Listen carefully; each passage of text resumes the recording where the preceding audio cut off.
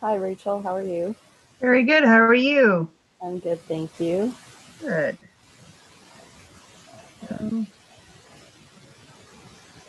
I have a face to go with the name. This is awesome. Yeah, I think it was only in Very good. How are you? May or June that I finally added a picture to Good. Outlook.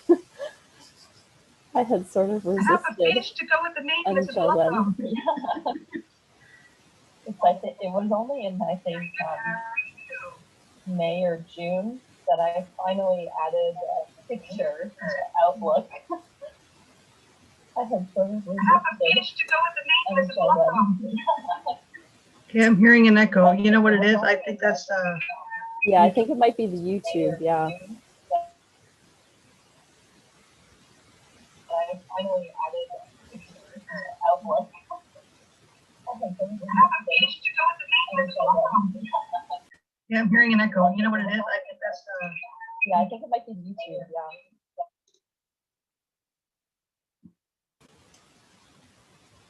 sounds better. Yeah, once you muted yourself, there was nothing anymore. Okay.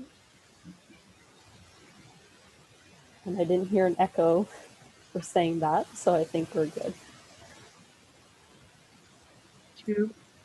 Yeah, I'm gonna close the YouTube thing on my laptop and just double check, make sure I didn't affect anything with another source. I made the mistake of not doing this enough in advance, and then everything goes wonky at the beginning. Like, oh, darn it, so embarrassing. Oh, Looks like we've got one attendee so far. Lawrence Wiley. Yeah, and he's not on the list.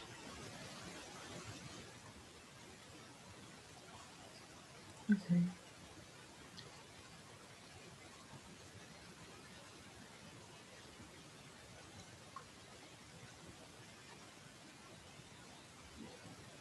Yeah, add.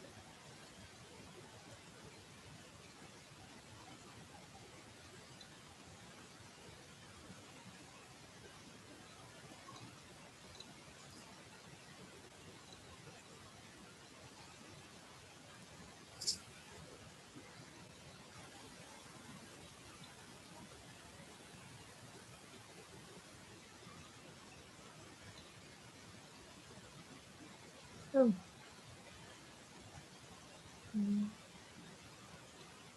So I'm just adding those other questions from their email now.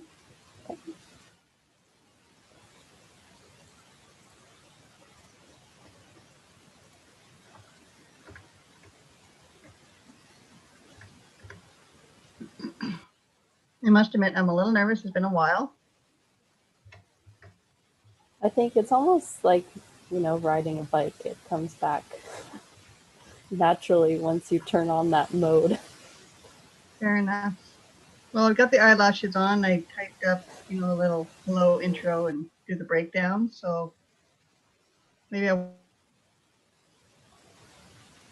won't sound so disorganized this time.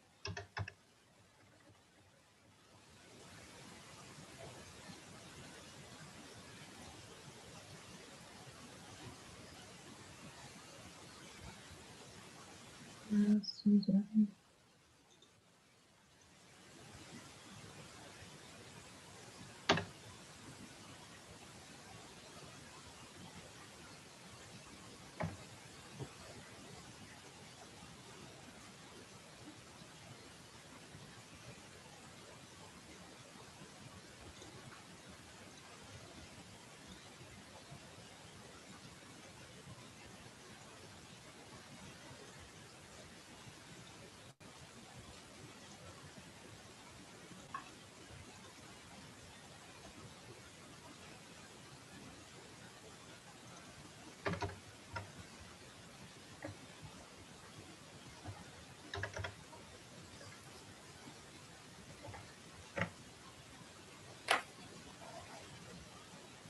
All right.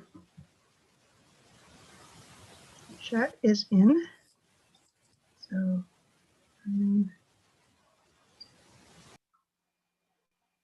oh, okay, so Jamie's coming in.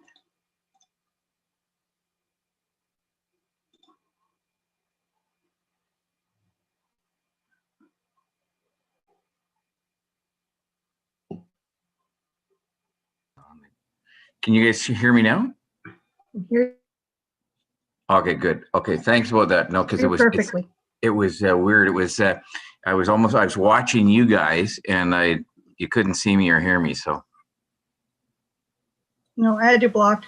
I didn't promote you yet. okay, yeah, it's not the first time I've been non-promoted. Okay.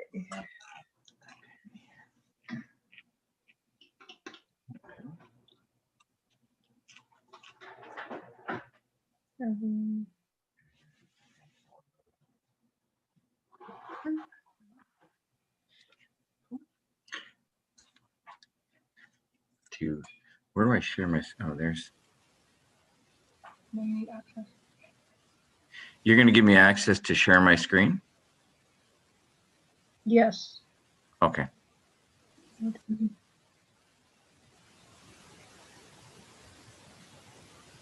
Okay, you should be able to have that. Okay, yeah, I do that. Now, I see that now. Fantastic. Okay. Why am I not? Here, I've just changed another setting here. Okay. Oh, hold on. Sorry about that. I have my daughter here. She's here with me in Ottawa this week, and she's navigating some of the controls, which is not a bad thing. It's very nice to have somebody else. Exactly. Help. Absolutely. There we go. I should pay. Did you want to try your sharing screen? You don't want to now, do you? Do you want to know? I just want to make sure it okay. works. Yeah. So share my screen. Where's that? Okay, where's that thing? You see it there? Should be in the bottom. Okay, hold on a second here.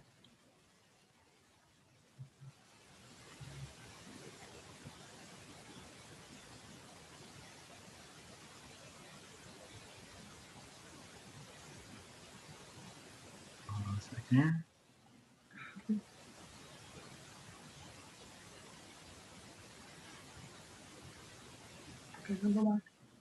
Back where? Amanda Thompson. You see it? No, just exit. There's Amanda there. There. Okay, there we go. You can see that now? Yeah, perfect. Okay, fantastic. Full screen. Okay, great. That's working. Amanda's just joining us now. Rachel, I also hit slideshow, see... Jamie. Andre Mark. Yes. Yep. Hey guys. Hi, Jen. Yeah. Perfect.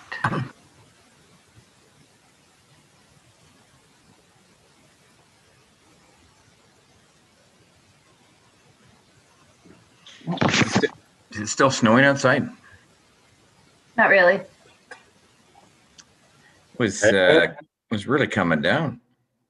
I know. Well, I'm in the comfort of my beautiful decor with my HBC decor. You can see in the back there, just in my living room, chilling. Fabulous. Do you have your matching socks on today?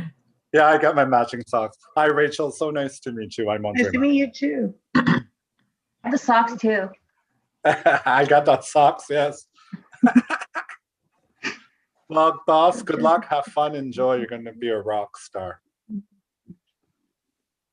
Did you need also taking questions, take down questions? Well, we have the chat function going to be available for everybody.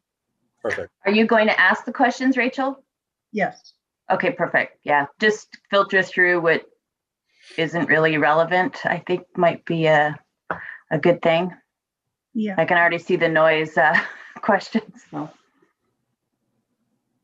And just a reminder, yeah, that's okay. Just a reminder that this will be live streamed to YouTube. And so for the folks that can't make it out tonight. And we're getting a good list of attendees here. So 13, there's more coming in now, which is great. Some names I recognize. And my colleague Chantal will be joining us as well.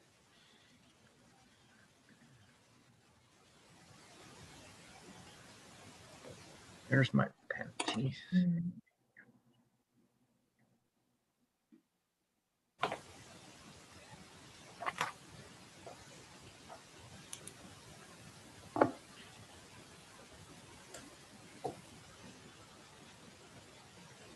Is Carmen Rush a panelist, Rachel? Carmen Rush. I see that name as a panelist. I'm just curious if that was someone from your office. Okay. There's a panelist, but not from my office. Oh. Let's see here. Okay, Did we end up getting anybody from traffic, or were we winging it a bit? No, I did not hear back from Anthony. So I think it's safe to say that he's not able to attend, but I do have a good base for many detour related questions. Okay, that's good. Yeah, they're relatively straightforward, and yeah, it's too bad I could have had one of our traffic guys join us as well, but I wasn't able to get anyone sort of. I sent a couple of texts off at 5:50 just to see if anyone was available, but the two guys were headed back to Montreal and en route at the same time, so yeah, we'll manage. Yeah, and you know what? If there are just a ton of questions about general questions not related to the topic, we can always offer to do a separate community meeting around traffic and construction type things and make sure we have traffic there. sounds like a good idea. How the heck did I get, exit full screen. Okay, now I can see everything. Okay, so 7:02. Got few folks trickling on in here. Might give them maybe a couple more minutes and then start it by 7:05. Does that work? you're the host, whatever works for you. It's your party. We're just here for the dance. And you're my guest, but he's, you're the DJs. Actually, Jessica's the DJ.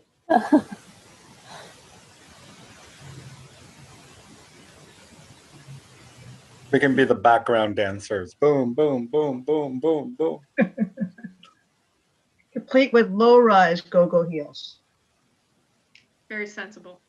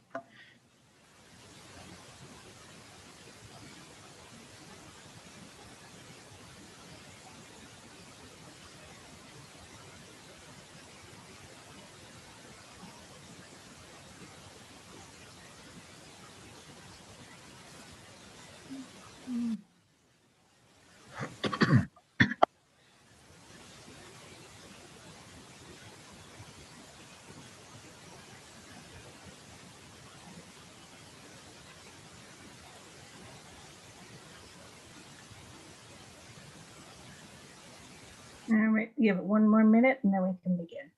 Yes.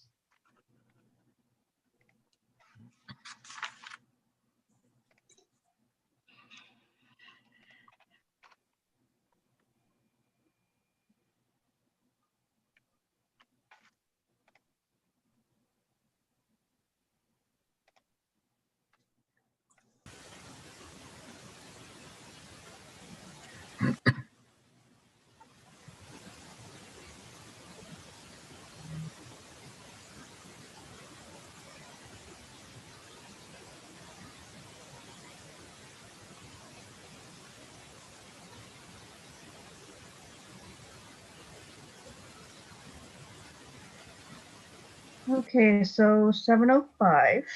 So we can get started, and I'm sure some of our other guests will show up.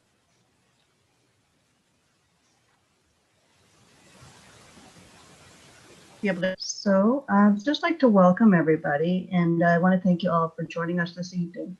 Now, before we open the floor to our guests from LRT Stage 2 team, we will begin with some housekeeping items. Now, to respect all of our guest time, the meeting will be kept to the allocated duration of about an hour. And just to let everybody know, as a reminder, because I believe it was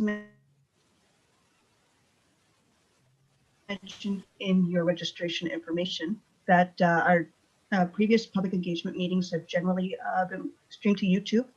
And this session, it will be streamed to YouTube channel as well for those of us who cannot be here today, and it will remain posted to be viewed at a later time. For that purpose, we ask that cameras be kept turned off and the audio is placed on mute. And this will also reduce the risk of losing your Wi-Fi connection during the presentation. We expect that questions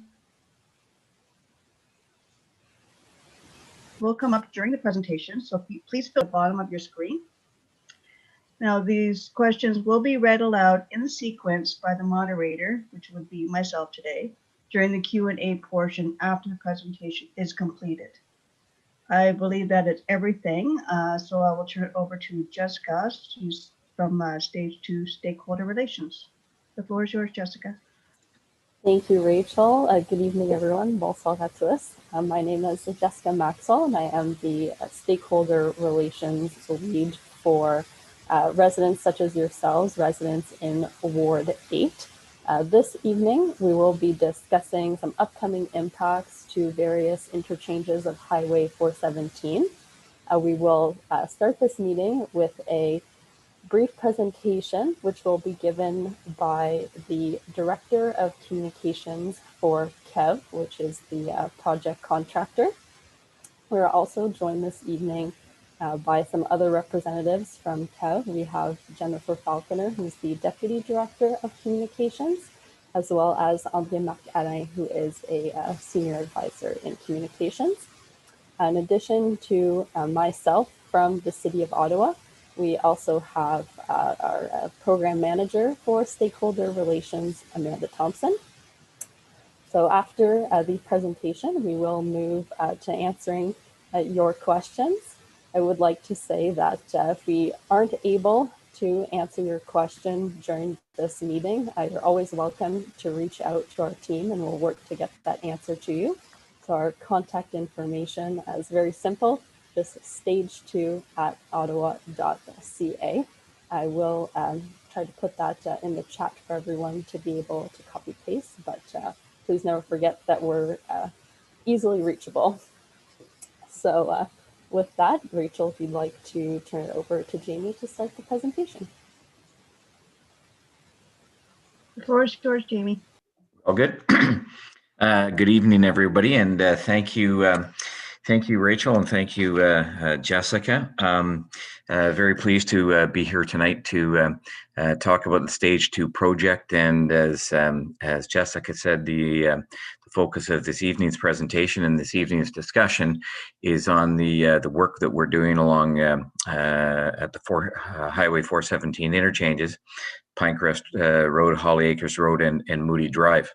I always sort of say that it's always interesting that when people think that we're building light rail transit, they think of the rails, they think of the trains, they think of the catenary system that powers the electric trains, but they often don't think of the a lot of road work we have to do in terms of the construction of roads and bridges and the like, to where and really that it's the infrastructure that houses the guideway that the tracks go across. And so if folks go out along Highway 174 on the east side of the project, they see that a lot of the work that we're doing in terms of widening the median so that we can run the LRT down the center of the median from Blair Road out to Trim Road. A lot of the work that we have to do to get to that stage is a lot of road work, again, widening Highway 174, moving lanes of traffic and the like. And so that's a lot of the road work that we do there. But similarly, they often probably don't think, and you often may not think that we have to do much in terms of roadway work in the West End, but so we certainly have to. And so thanks again for coming tonight, and I'll spend a few minutes going over the kind of impacts we've got, the work that's taking place, and we'll take your questions at the end. So what's taking place is we've got the light rail transit project, and it runs. We're here to talk tonight about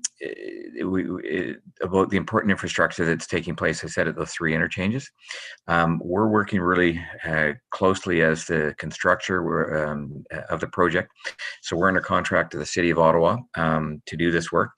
All those interchanges are really they're MTO, Ministry of Transportation of Ontario interchanges, and so we have to work very closely with not only our client, which is the City of Ottawa, but MTO, because they've got a lot of interest in those interchanges and making sure that the connectivity for motorists to and from the 417 works efficiently and effectively, and so that's important to them. So we collectively, all of us, are working together to make this happen. What the focus and really what we want to talk to you about tonight is some significant construction activities that are going to be taking place that have already begun, but we're getting into the sort of next stage where, in order to move to the next phase of some of our work, a lot of the construction activities are going to impact some ramps, and that we're going to have some significant ramp closures beginning in March 2021, so beginning in the next month or so. So why do ramps need to be closed? And I've got some slides in a couple of minutes to give you a little bit more of a better graphic display, but the LRT guideway, where the tracks are, it runs along the existing transitway corridor on the north side of 417. And it runs in that guideway at what we call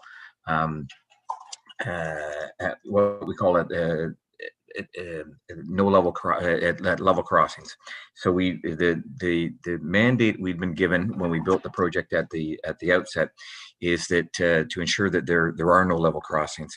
It really comes back to a safety perspective. So the line itself and the guideway itself is at grade.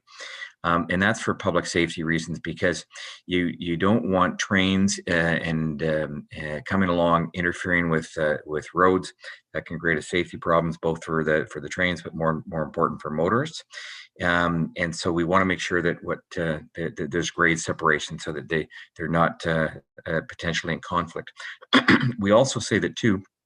The reason, not only for safety, which is paramount, but the other reason why you want to have no level crossings or no at grade crossings is to ensure that when the trains are actually in operation and the line is built, it really ensures that you've got speed and reliability of the trains, which is really what helps drive ridership, so people can expect how long it's going to take them to go from point A to point B on their travels. And so that's the two principal reasons why there are no at grade crossings for the entire project.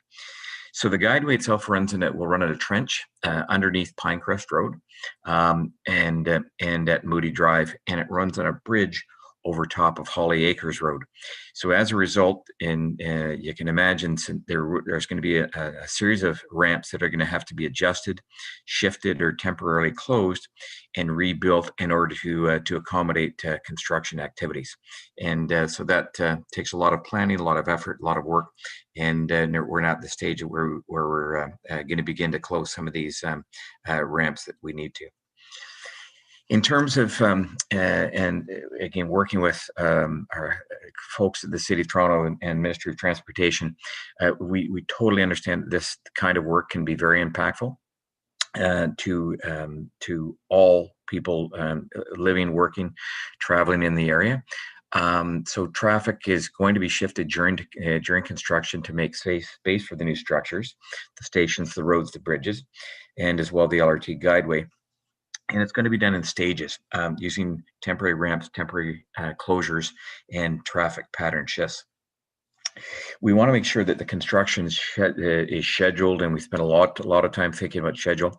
With the weather here in Ottawa, we've got a more limited construction season, and so a lot of the work really begins in earnest in the warmer months, so beginning in March. So that's why we haven't closed the ramps down earlier. We wait until they're a little bit drier, a little bit less prospect of snow to make sure the ramps are clear and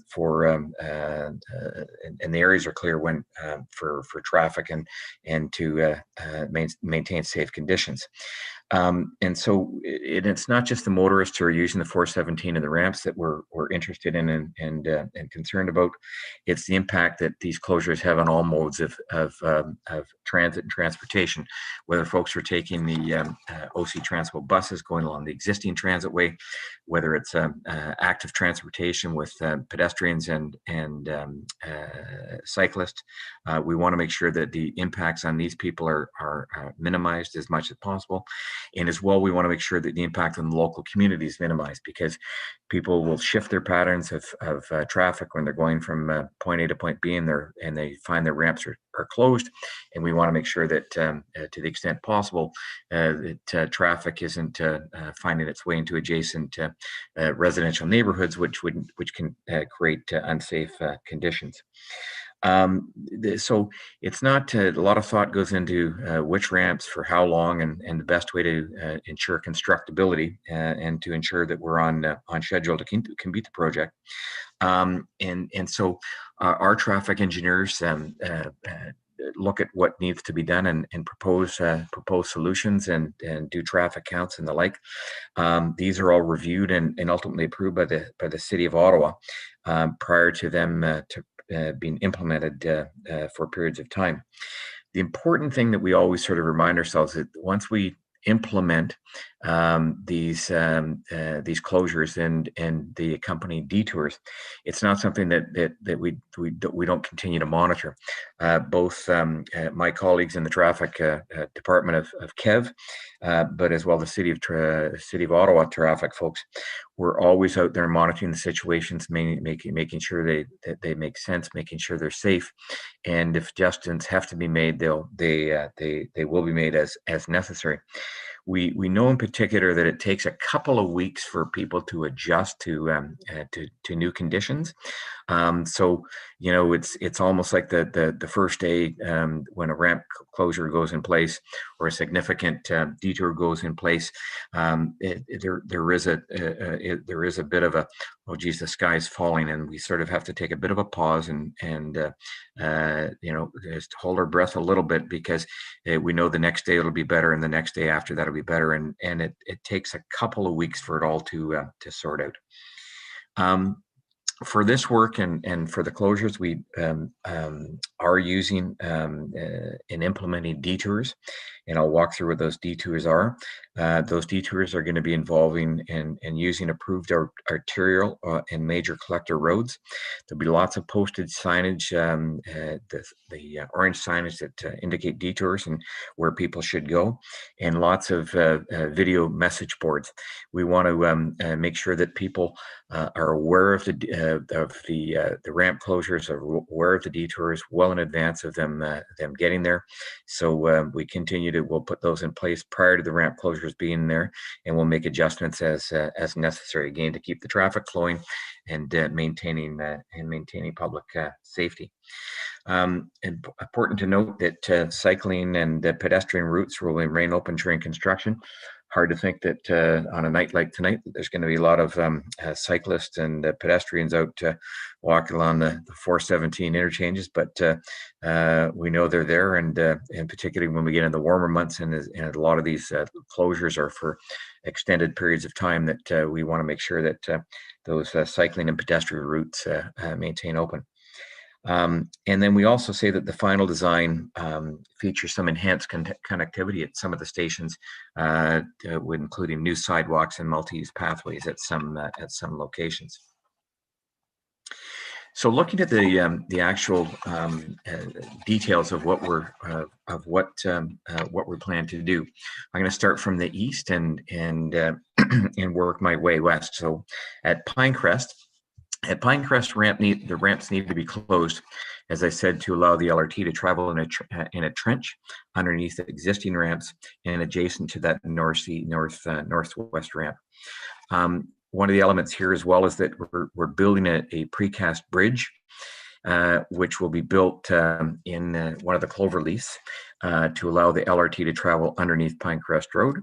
That bridge is currently being constructed and will be in earnest, such that over the course of a weekend or maybe a little bit longer, early this summer, that we can actually take the time and push the bridge underneath Pinecrest Road, where it will live and where the guideway will actually travel through.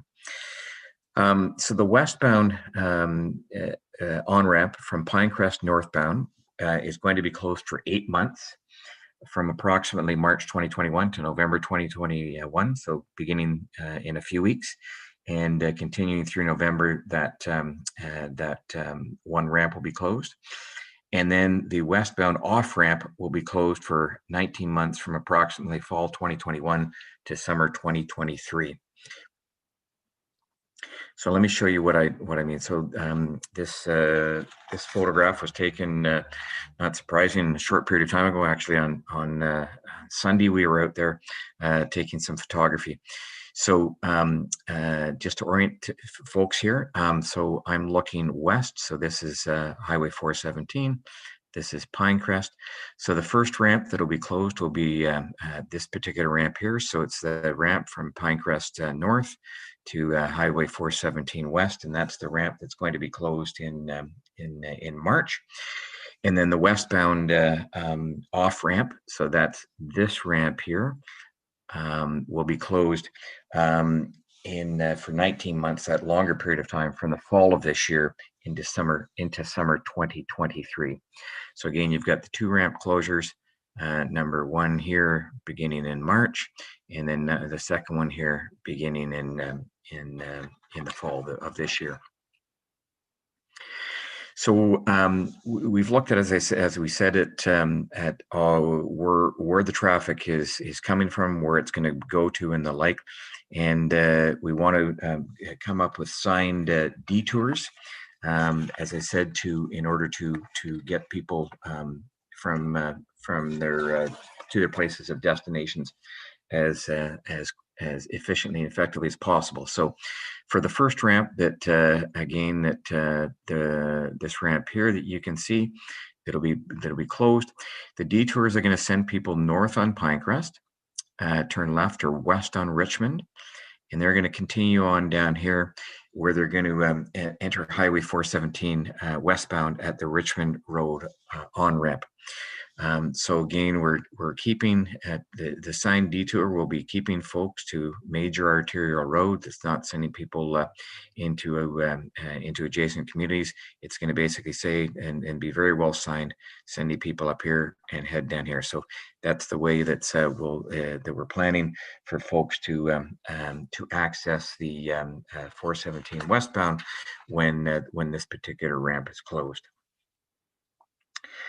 Looking at the second ramp closure, so this is the off ramp from the 417 to Pinecrest, both north and south. And so this is you're thinking of people coming from the east, and who would normally get off at Pinecrest, perhaps to go to some of the big box stores, IKEA and the like, down in this particular area. What we're going to be doing is signing it such that we're going to have people well in advance of Woodruff. We'd like people to exit at Woodruff, travel north on Woodruff, turn left or west on Carling, continue on over to Pinecrest, and then come south this way. So that's the plan for this particular ramp closure, and this has got that more extended period of approximately 19 months for this particular piece of work. So that gives you a sense of the two ramp closures at Pinecrest, as well as the detour route. Heading over to people ask about Holly Acres. So we had Holly Acres on here. Holly Acres currently doesn't have any planned detours because we've managed to avoid closing ramps for extended periods of time. There may be one or two ramps that may be closed for a day here or a day there, as work is being done to create that bridge that's going over Holly Acres Drive, but not the extended ramp closures that we've got at Pinecrest and at Moody. So looking at Moody, we have to make adjustments to two ramps again to pass to allow the LRT to pass in a trench again underneath Moody Drive. The track again is similarly to what we've got along this entire part of the corridor, is where the track for the LRT is going to be constructed across Moody on the north side of Highway 417. We've got 3 new structures to be built for the road bridges, and if folks have been out around Moody now, you sort of see some of those structures being completed already. So you already would have seen work begin on the west side of Moody Drive, where we're building a new bridge there, and that work will take place. We've also got a new pedestrian walkway and that's been built there, and once that work takes place and is finished, then we begin to shift back over and work on the east side of Moody Road. So improvements are going to be made to the cycling and pedestrian and mobility, and I said the temporary sidewalk has been built to maintain mobility and connectivity during construction. This was very important for folks at the city to maintain that connectivity and get people from one side of the 417 to the other safely. The ramp closure that we've got here planned at Moody is the westbound on-ramp, and that's from Moody northbound, and it's going to be closed from 9 months beginning in April of this year till pretty much through to the end of the year. So this gives you a flavor of it as well, what we're dealing with here. So this is the just to orient folks again, if you can see my cursor again, I'm looking west, continue to look westbound. So this is 417 westbound here. This is the ramp that's that we're talking about here that will be closed, and that's really because the LRT is going to be coming on here, and it's going to be coming right in this sort of path right here. So we've got to close that ramp. We got to build the trench. We got to be going underneath here, and this is the maintenance and storage facility at Moody, where all the trains will be stored. So we've got to again close this ramp to build the infrastructure to get underneath here and go from there. Part of what we're also doing here is we're and it's not going to involve a closure, but we're going to be also shifting this particular ramp a little bit further over this way. So there'll be no particular ramp closure, but some folks will see construction work being done on the ramps in that location. So where's traffic going to go here, and where do we want them to go? So this is again orienting folks here. I think I made that same mistake before in language. Here's the ramp we're talking about here. So people that are coming that want to access again 417 westbound heading out to Canada. If they're coming northbound on Moody, they're going to continue up and they're going to turn left or northwest on Carling, head all over here, continue west on Carling until they hit March, and that's where they'll swing south and they will go down and they will enter the 417 westbound at March. So again, here's the impact here. And I'll say that this is one of the areas where we've worked together between the KEV traffic folks and some of the communities we've been speaking to and the counselors and the like. One of the earlier suggestions that we'd had was to have folks rather than send them all the way up to Carling, was to have them come across Corkstown. And some of the feedback we got was that Corkstown can be congested because it's one lane in either direction, and it can be congested at some times, and particularly during certain times of the year where people are accessing here. It's also heavily used in terms of cycling and pedestrians walking along here as well. So therefore, it was deemed to be a better alternative and a more safer alternative to send folks up in this particular direction. So that's what the plan is for the detour at Moody. So just to finalize the presentation before we open it up to questions and answers, is lots of information is available on the ottawa.ca/stage 2 website. We've done and will continue to do lots of engagement to make sure that people understand what's taking place and the impacts and the mitigations that, as in the detours that we're putting in place. And so public notices are going to be distributed electronically. We're looking at distributing also to physically to properties close to interchanges.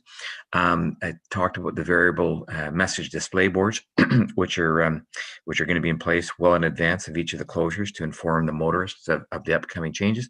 We want, again, as I say, that we don't want people actually getting up to the ramps and all of a sudden find out, geez, well, that's closed. Now what the heck do I do?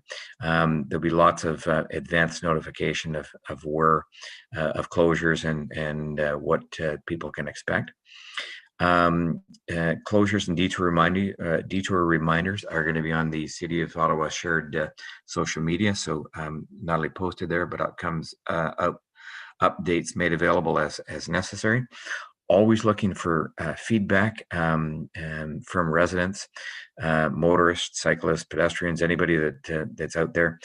Provide feedback, and here's where you provided it. This is where Jessica mentioned it before.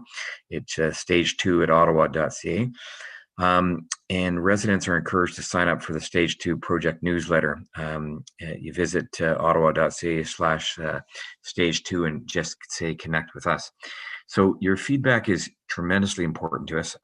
As I said, we think we've got it right, and we've got some good solutions based on the traffic modeling, where people go and the like. But it just doesn't beat the sort of on the ground in situ people that can sort of say, hey, have you thought of this? Could you do this? What about this?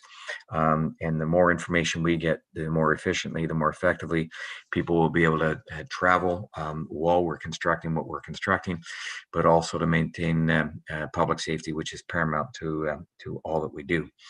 So I'm going to leave it there, Rachel and Jessica, and certainly be available to answer any questions that people have.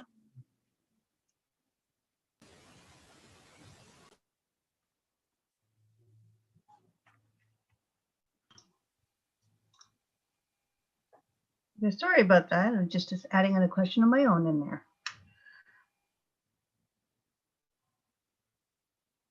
Okay, so thank you very much for that, Jamie. I appreciate the presentation. We do have some questions for you. Now, some of these we had received a few days in advance, and I had forwarded them earlier on. And I've also added them to the chat function so that everybody can benefit from the answers. So we can start from the top here. And this is some questions that came in from Susan. What measures will be taken for sound abatement? The train will add cumulative effects to already high levels of traffic noise for Qualicum and Crystal Beach. So I can take that question. Okay. So the train is not expected to add any significant new noise. And as a result, there are no planned additions to sound attenuation along the 417 as part of the Stage 2 project.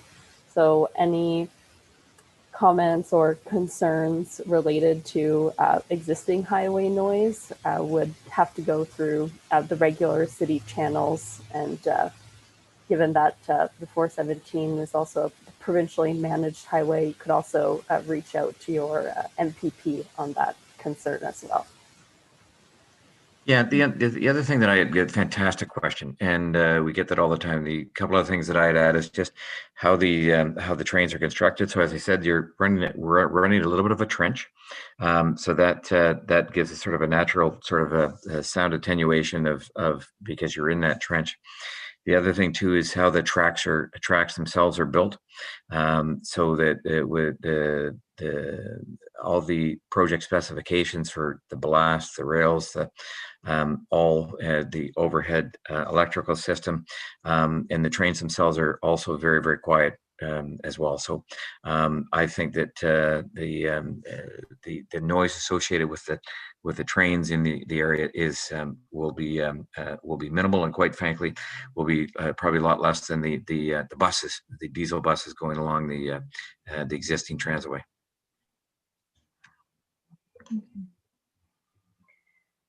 Okay, great. There was a second part to it. Now, Susan had also asked about sound barriers being added, along the 417, but you've answered that question. That that's more provincially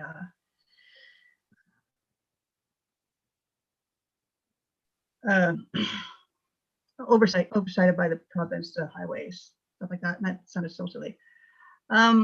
So I will I'll pass by that question. And we did have on her behalf a question about reducing the speed along Richmond from Bell's Corners from 80 to 60. Now, I believe I think that we've addressed that in our traffic calming measures when we were doing some reviews on that. So we can pass along that as well. We need to.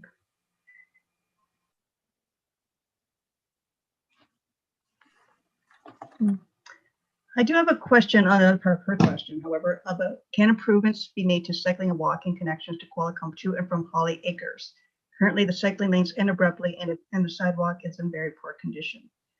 So I'm just wondering, around the planned work to be done, is there any cycling infrastructure planned around that?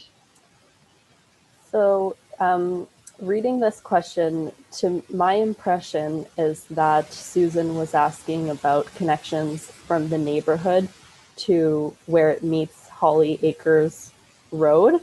And that is a bit further out from the nearest station. There would be Bayshore Station. That area is a bit outside of the scope of where Stage 2 related connectivity improvements will be made. So questions on improving the active transportation network there again would have to go more through the regular city process for transportation improvements. That being said, Rachel, certainly we can take that back to our transportation planning team to see if we can get you a better answer or more information on that particular location.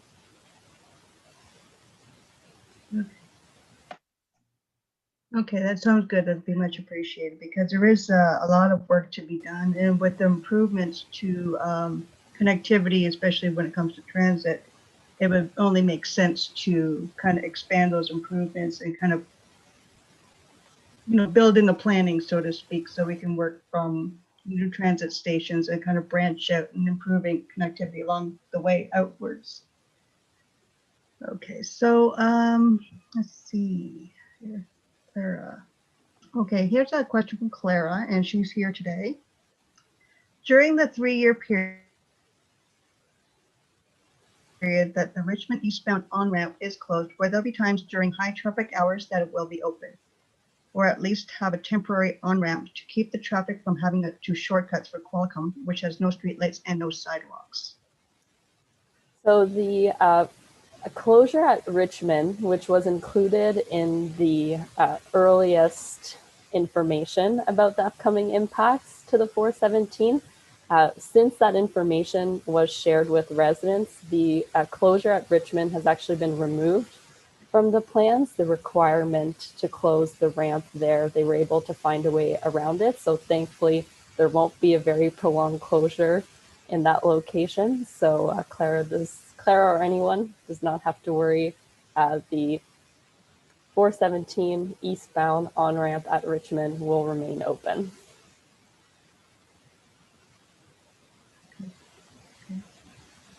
Now, also similarly, will the off-ramp to Pinecrest from the east be closed for the duration of the work? Or will it be similar to what the on-ramp is right now, heading westbound?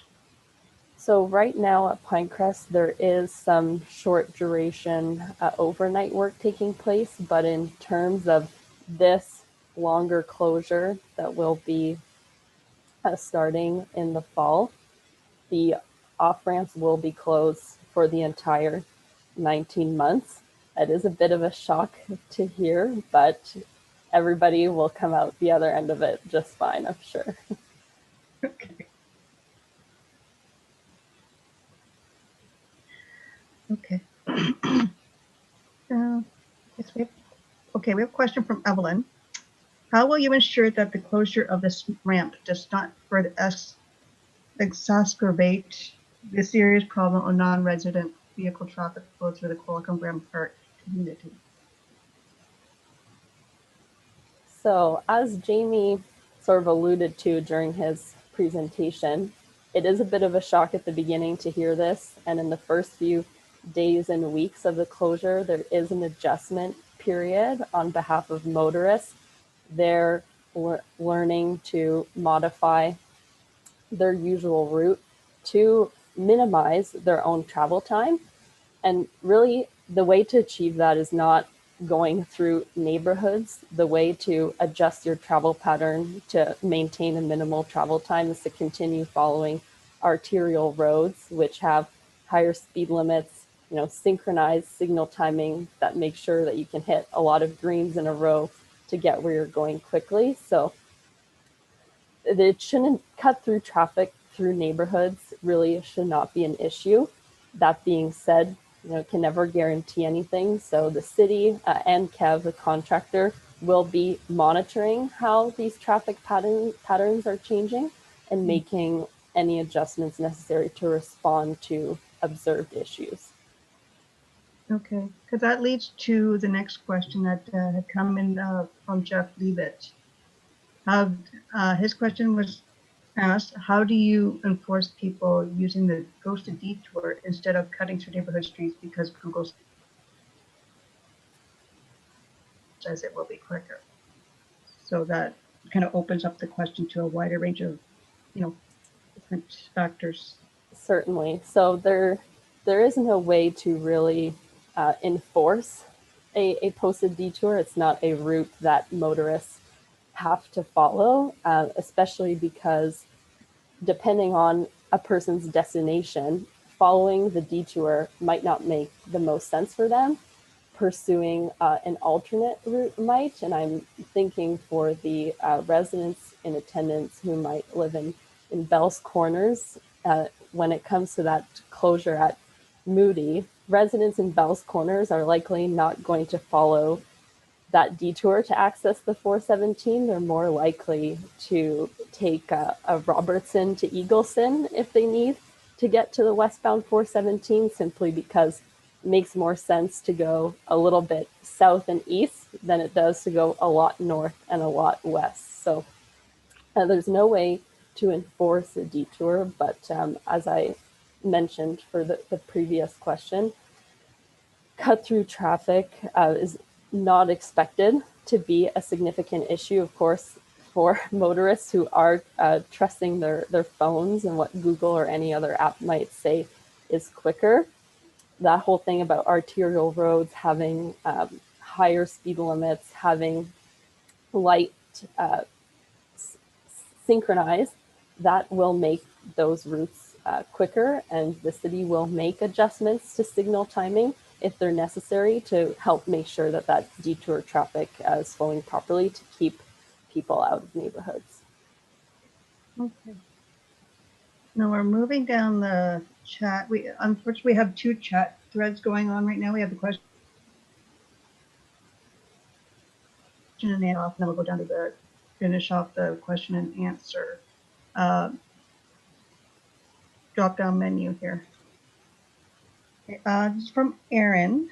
She says, "Hi Jamie, thanks for putting this information together. There was no mention in this presentation of Richmond Road closures from the provided meeting agenda and potential detours. Was this intended to be covered in this presentation?" No. So the presentation is focused again on the 417 interchanges. There's no planned closures of any length on Richmond Road. There will be temporary lane reductions as we build the cut and cover tunnel. So down in that particular area, that's where the any road closures would be. And so there's lane reductions and the like. There may be some detours, but nothing is firm in terms of other particular activities at this particular point in time. We are looking at a couple of options to get in and out of the Byron-Richmond corridor as quickly as possible.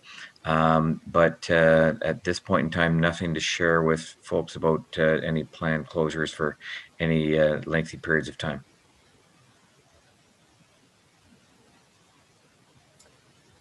Yeah, and as I mentioned, some residents may have seen that earlier information, which showed a prolonged closure for the Richmond on-ramp, but that no longer is required. So next question is from Larry. For westbound 417 traffic heading to IKEA, don't you think, or do you think they will exit onto southbound Woodruff and turn west on Iris? Yeah, absolutely. Yeah, that's certainly an option, as Jessica said. So we've taken a look at this, and so the proposed detours where we'd like them to go, but again, we can't prohibit them from going exactly where Larry's suggesting, right? And due to traffic volumes and traffic patterns, we think the best and the safest route is to take the detour that we've proposed, and that will be implemented. But again, there are certainly other alternatives as well. Yeah, it's hard to predict where people will go, but I just want to emphasize that the adjustment period will be monitored, and there is the opportunity to make adjustments or review things after the fact, once we do know where people are going, because it is difficult to say that in advance. Okay, so just a question on that then. Would that be, how often will that be assessed? Like how often would the traffic flow be assessed and notes compiled from emails that are being sent into Stage 2? Constantly. Okay. Like literally constantly. So you've got traffic folks with Kev. You've got traffic folks with the city who are out there going to be monitoring the situation all the time. that's why we also said how I'd suggested that if folks in the community notice particular things that they'd like to bring to the attention that we need that perhaps merit some investigation, some consideration, that's always welcome. Certainly the councillor and any other people that that have got any feedback that is really helpful. So we're looking at all sorts of data points and actual in situ issues with the traffic and traffic movement. So constant reviewing things and adjusting as necessary. Okay. So that brings me to my next question, actually, from a counselor.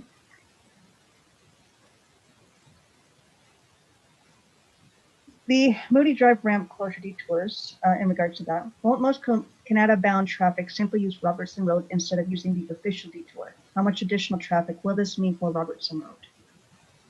Has this been assessed? This is certainly a point that we can get some more specific information on from our traffic teams, but you know, there is, of course, the signed detour routes and then alternatives that motorists may find for themselves, and that, you know, should distribute the volume of detour traffic so that the impact to any one route is not so significant to cause major issues. Mm-hmm. But we'll certainly get some more case and area specific information from our traffic teams and loop back with your office. Okay. Thank you.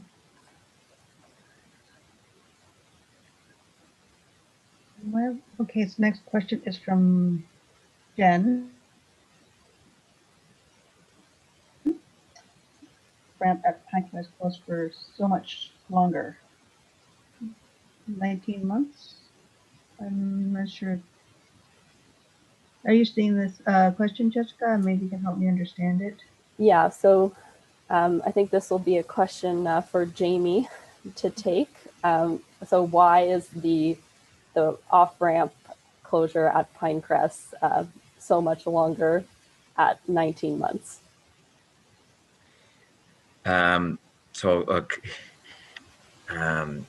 Maybe, yeah, it's probably saying why is the one ramp being closed for 8 months and the other one's for 19? That's probably probably what I think is being asked.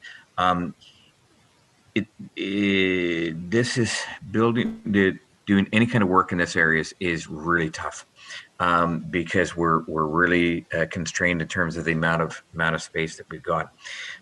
We're building the LRT guideway right up against the pretty much right up against the 417. We also have to make sure that the OC Transitway continues to be in operation during the course of the as we're moving here. That was another requirement. So it's just that the that particular area is that we've got a lot more work to be done in that area. And ultimately related to the station construction as well. So that's why a large part of that that ramp and that particular ramp has to be closed for that much longer period. And again, as I said, if we can accomplish it sooner, we're certainly going to endeavor to do that. When we were talking the other night, it sort of came up and we had some discussion around, again, the constructability in that particular area and the need for to maintain, you know, safely for buses and the like. And so it wasn't deemed to be safe for vehicles to be going up the ramp while we were constructing in that particular area. So there's no easy answer. It's just due to the constraint of the geography that we've got to deal with, the existing infrastructure. That's why it is what it is.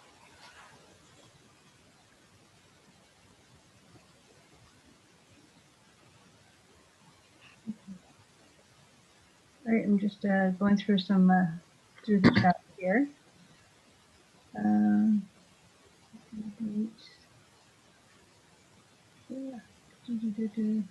Okay. Yes, I have the project. Okay. I'm just 1 second here. Okay. I'm seeing a couple of very similar questions. Here, I'm just double checking them.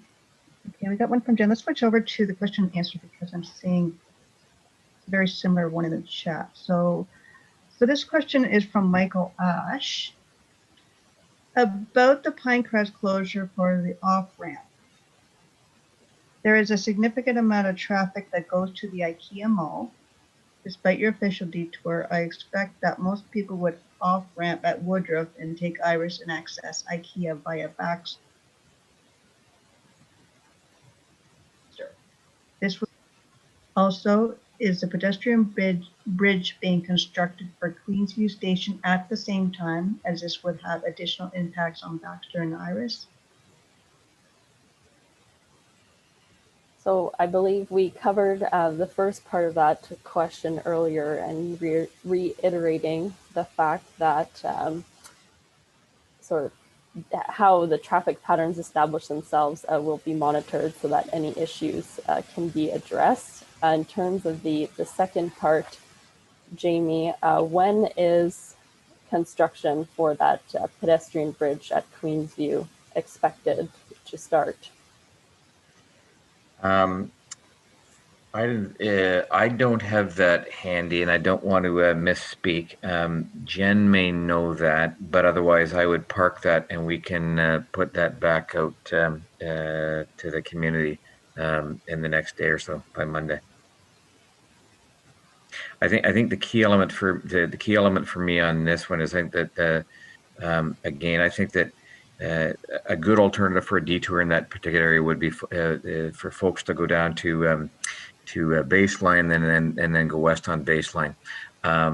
Certainly, no one is really going to be encouraging folks to sort of get off at Woodruff and go along Iris. Iris is, you're going through a pretty densely populated residential neighborhood. We've already got a lot of work going on at Irish Station at the transitway there. We've got there's the road jogs now, and there's going to be continued traffic work there that doesn't merit a lot of traffic going through there. So some people may think that's the best alternative to get to IKEA, but I think that we're going to continue with the plan is to have that signed detour in place as we've got it. I think a reasonable alternative is going to be going down to Baseline and west and then north on Pinecrest, but that's what I do. But we'll get back to folks on that pedestrian bridge.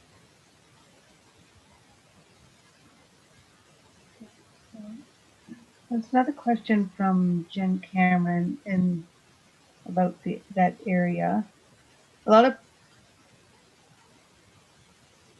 pedestrian crossing over 417 on and off ramps at Pinecrest where there's no crossing lights or safe crossing marks on the IKEA side. Will that be addressed as part of the project as well? Would there be a little bit better pedestrian access being built in there?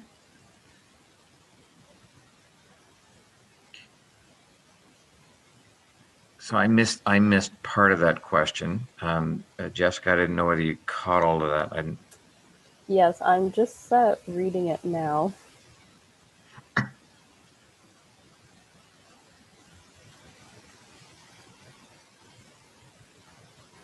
I don't understand exactly the area that they're referring to. I'm trying to picture that nearest intersection in my mind.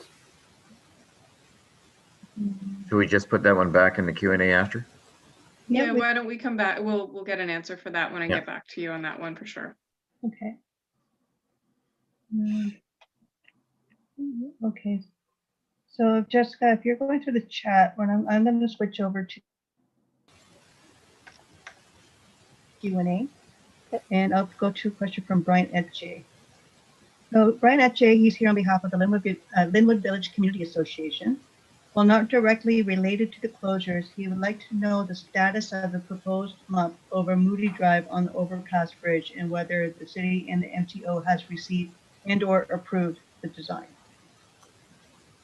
That is also something I'm not able to answer right now, but I did see that question earlier when it came in, and I've already taken it down as something to take away and get an update from our transportation folks. Yeah, we've got the temporary MUP on the west side of Mudio and the overpass. But yeah, that's a good question. It has come up, so we'll get a good crisp answer. And I think what'll be helpful too is if we'll get to post also a diagram so people can understand exactly what's being built over that bridge there. Okay. Let's see here. Go back to the chat.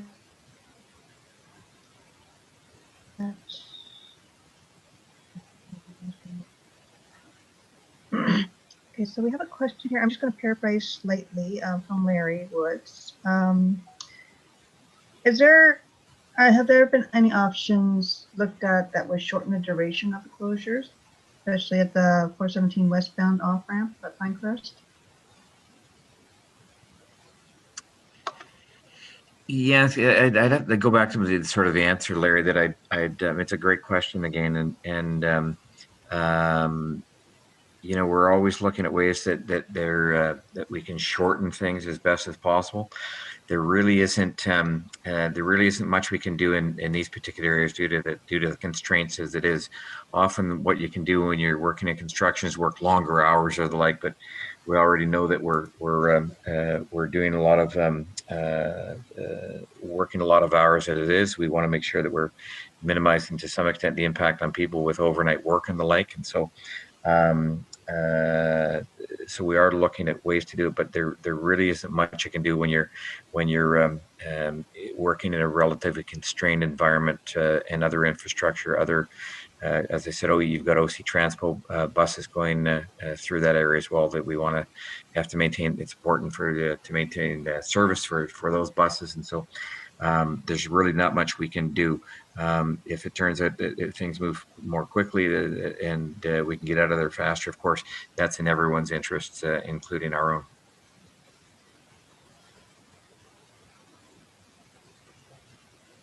Okay.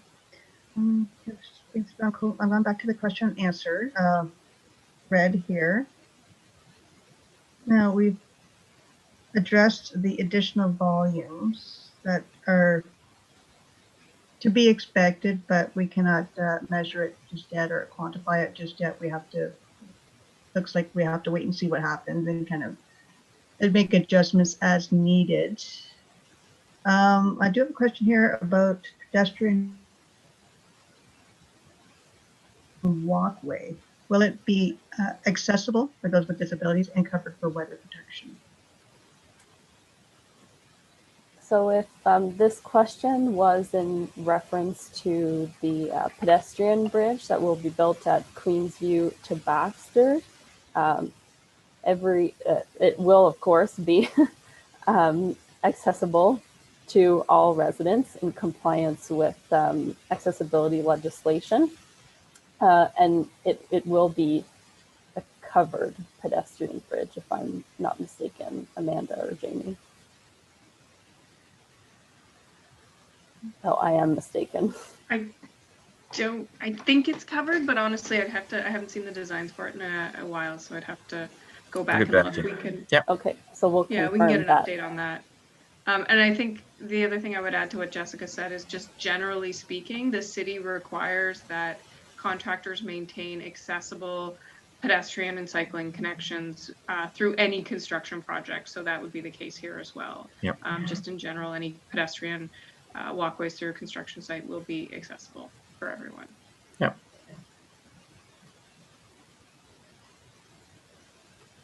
So just out of curiosity, is there any plans to have renderings of that available?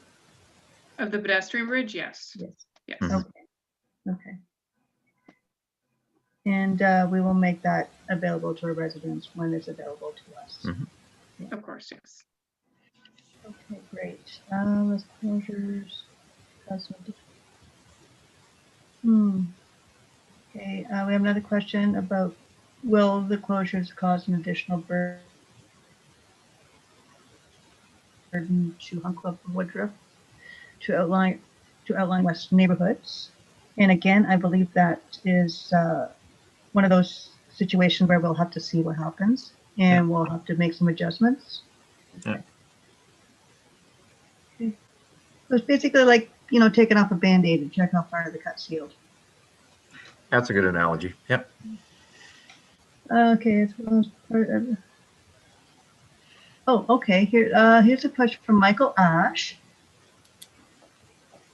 I understand that part of Iris and Woodruff will become the transit way for a while as rail track is laid between Iris and College. Will the off-ramp detour be at the same time as at Iris, Woodruff is made into the transit way? So the transitway detour onto Woodruff is only expected to begin in 2022. So as of right now, there should not be any overlap. Correct. Okay.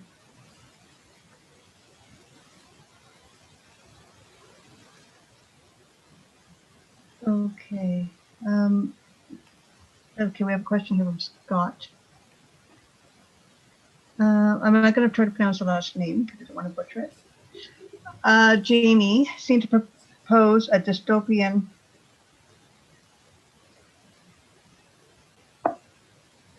rerouting plans on Pinecrest northbound to 417 westbound closures. Traffic won't flow as he proposed to Richmond Road from Pinecrest to Greenbank northbound. Any driver with sense will swing onto Baseline from Greenbank, then proceed to Richmond Road or Cutsford, Qualcomm, Graham Park to get to Holly Acres and westbound to the 417. What concrete actions are going to be done to prevent Cutsford traffic through Qualcomm, Graham Park?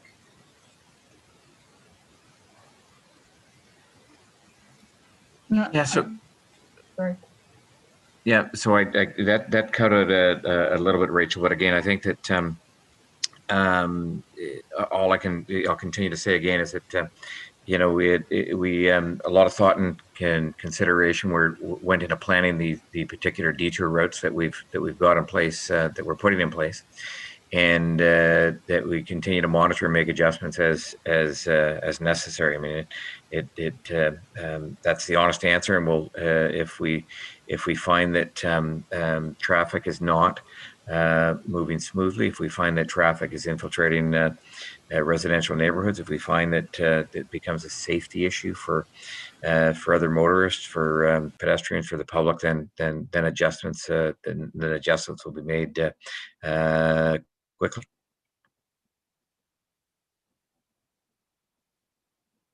No. Okay. I'm not sure if we cut out.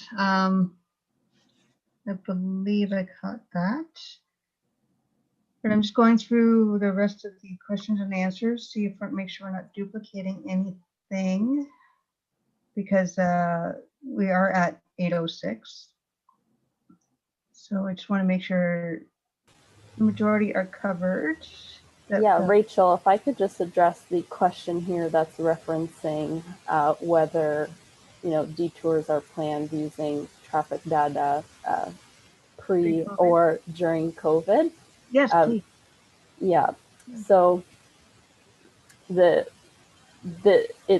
a bit of a balancing act right now, of course, because the traffic levels are changing based on the public health guidance, depending what level of restriction that we're at.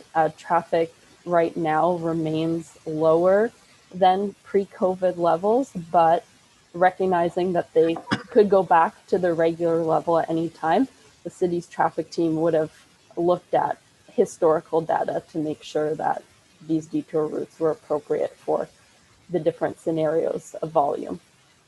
Absolutely.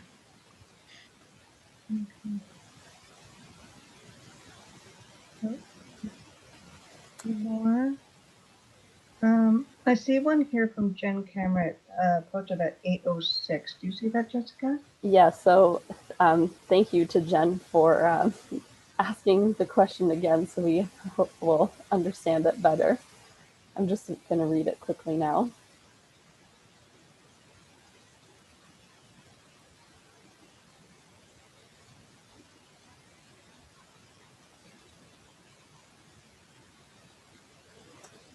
I see. So I believe this is a concern to pedestrians along Pinecrest accessing the station but needing to cross slip lanes onto the 417. So I believe those lanes will still be in place as is once the station is built and the train is running. But there will be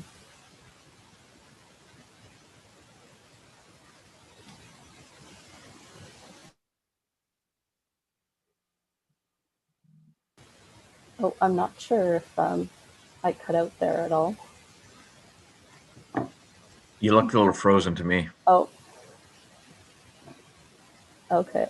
Yeah, so if I'm understanding this question correctly, the concern is with pedestrians having to cross the slip lanes at Pinecrest. So those slip lanes will still be as is once the station is built and the train is running. So yeah, there won't be any changes to that.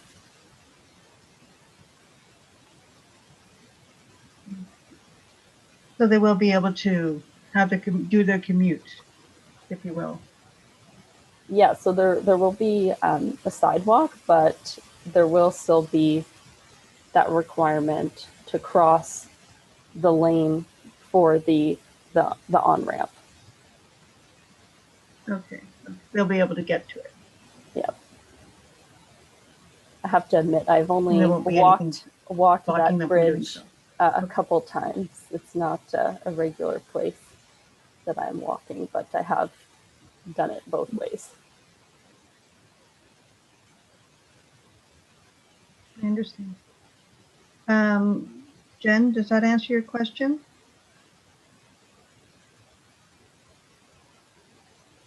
I think Jen's asking about if there's any additional infrastructure at those crossings in terms of making it easier for pedestrians, so a traffic light or a crossing signal. I think there was a connectivity study done to improve connections to the station specifically. So I think there's probably some more information that we can get for you, Jen, that specifically addresses what you're looking at here. So if you let us take that away, we will get you a more thorough answer and see if maybe there might be a drawing or a diagram that'll kind of demonstrate what the connections are along that bridge.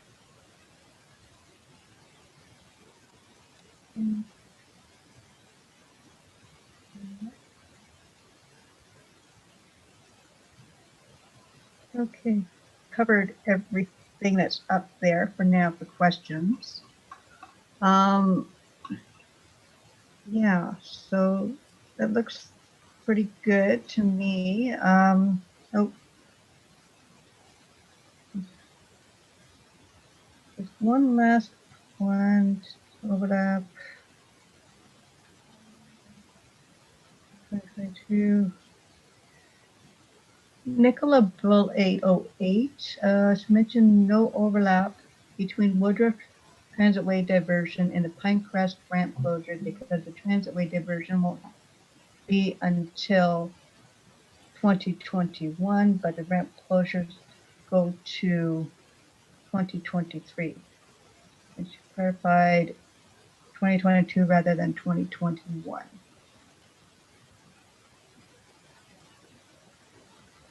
Let's see here. I'm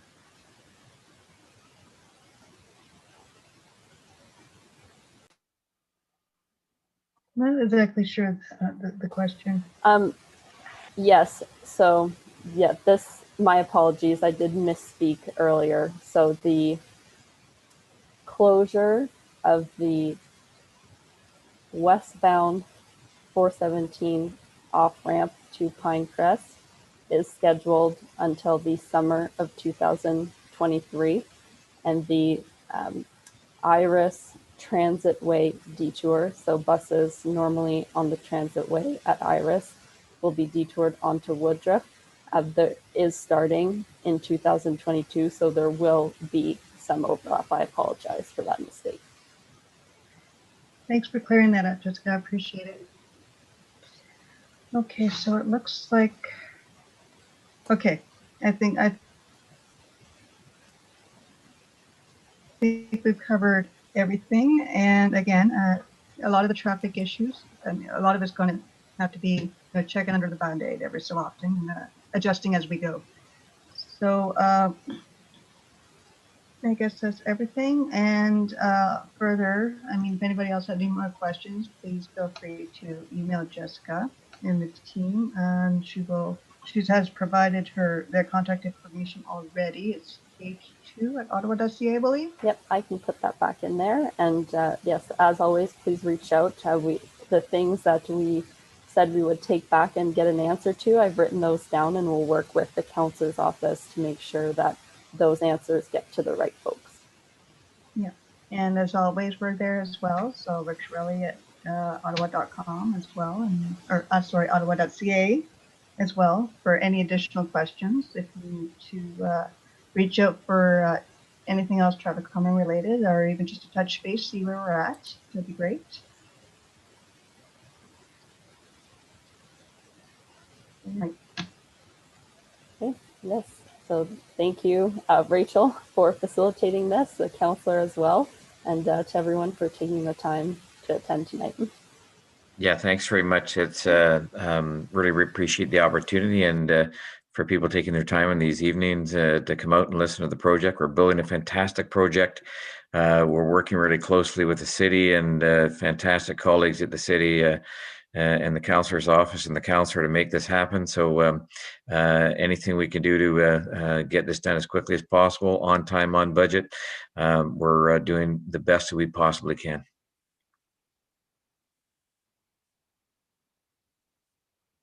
Thanks again. Appreciate it. Very thorough presentation. Yeah, thanks to everyone for Take care, coming out. Elaine. And thanks to Rachel and Chantal for doing this too.